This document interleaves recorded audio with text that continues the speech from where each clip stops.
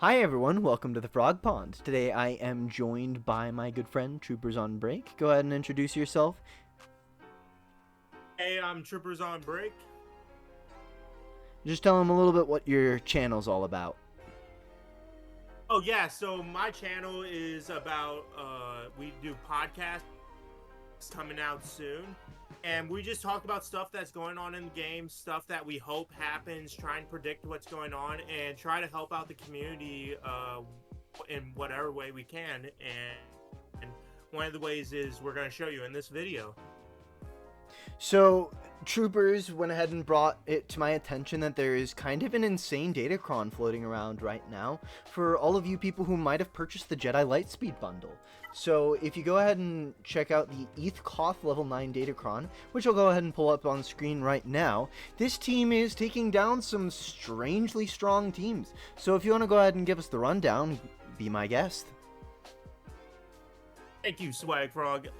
Yeah, this Eeth Koth team is meta breaking, dare I say. It is taking down Galactic Legend, Supreme Leader Kylo Ren, and even Jabba the Hutt. And it's all because of that level 9 on that Eeth Koth. And there's a lot of nice stuff, but I think the most important thing is 100% offense and 20 speed for all Galactic Republic Jedi allies. And another thing is when he uses a special ability and stuns them, he gains a 10% turn meter and he blinds them, which is massive, especially against those GLs like Kylo, who relies on critical hits, and Jabba, who relies on those thermals. It really slows down Leia's train throwing those thermals, and it slows down their ultimate charge in turn. And that damage that you're getting from that level 9 makes it almost like an ultra Qui-Gon team. So you don't even need the Qui-Gon Omicron for this. And another thing that I will mention is you do not even need the Yoda lead for this battle, for this team. You do not need that lead, and that blew me away. What are you thinking of this, Swag? I mean, it's really good plug and play type viability with Eeth Koth because a lot of people, like I said, got him off of the Jedi Lightspeed bundle. And it's also really nice that it's really budget viable because you just have a lot of people have Grandmaster Yoda sitting around. A lot of people have like Jedi Knight Anakin and Snips also sitting around. Really easy. And although I do have Ki-Adi-Mundi in the team, he is more of a luxury, it seems. You don't really need him, but he does contribute some good stuff to this team. So I'm going to go ahead and pull up some footage of these battles really quick here. So just go ahead and check this out, some of the footage we've gathered. Eeth Koth is taking down some really, really wonderful teams. And I'll go ahead and lead it off with the first team that I suggested we try against this, and it's Jabba the Hutt, which Eeth Koth has been pretty much breezing against Jabba the Hutt. So, as you can see here. The next one he's really good at, I'll go ahead and let you cover. Troopers? Yeah, so the next one he's really dominating in Squad Arena is Supreme Leader Kylo Ren. And the reason he's able to dominate him so much is because of that blind in the level 9 that I mentioned earlier. If you really want to make sure you do it after he uses that AoE cleanse and after Hux passes that turn, because that way he can't cleanse that blind and it's slowing down his ultimate charge. And as you'll see in the gameplay, I'm just picking off the team one by one just by that insane damage that is also added by the Datacron in Eeth Koth's level 9. So it's a really interesting team, and it just seems like a better, more improved Qui-Gon Omicron team. So we also have it rolling a little bit later on how easy it is to beat Dr. Aphra with his team. And although it's not the most common defensive team, it's just important to note that it's not just taking down these specific Galactic Legends.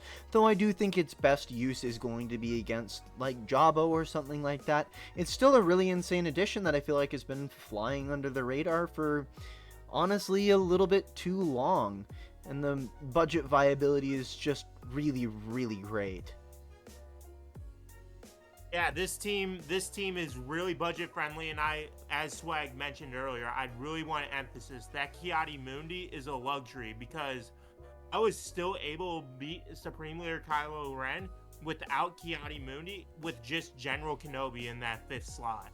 So that Kiadi Mundi is a strong luxury. You do not need him, and it's really Eeth Koth doing all that damage right there, and enabling your team to spread out and spit out all that damage onto Jabba as well as Supreme Leader Kylo Ren.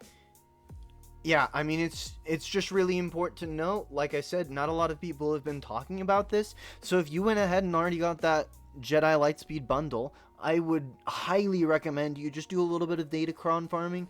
Try and go ahead and get that Eeth Koth level 9, because it is countering some really important teams. And even if you are later in the game, it's going to be especially good against, like, Jabba the Hutt, who's been kind of a menace on defense if you don't have, say, Dr. Aphra. So yeah, I'm just really hung on this super great budget option, although I don't have it built myself. Many people do. Yeah, and I will add a note. I also did test it against Leia. There was minor success. I could not beat her, but I was able to get a few people out. JMK and JML, as of right now, are not looking like a possibility. Yeah. But what they're doing already is just amazing with Jabba and SOKR. That frees up so many counters for you, don't you think, Swag Frog? Oh, I absolutely do. And although it is a little unfortunate that it doesn't counter stuff like Leia, we have plenty of Leia counters in the game at the moment that are pretty viable, so really it's nice to have a counter for a couple other of those teams. Same with, like, JMK. And that JMK beating it does make a lot of sense, considering they're just going to lead off with a cat special to insta-kill someone, and kind of just falls apart from there. But anyways, we just wanted to bring this to your guys' attention. Any closing remarks you've got, troopers?